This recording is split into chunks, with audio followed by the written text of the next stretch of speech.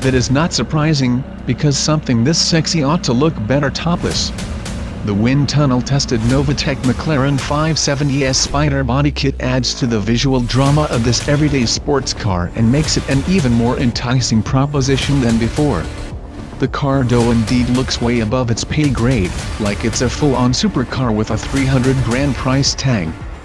Backing up those looks in the Novitec McLaren 570S Spider is a power upgrade kit for the engine.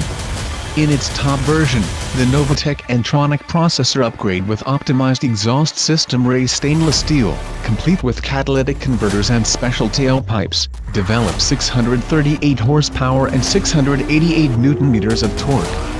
But Novitec offers milder treatments, packing 646 horsepower per 692 Nm and 62 horsepower per 677 Nm respectively.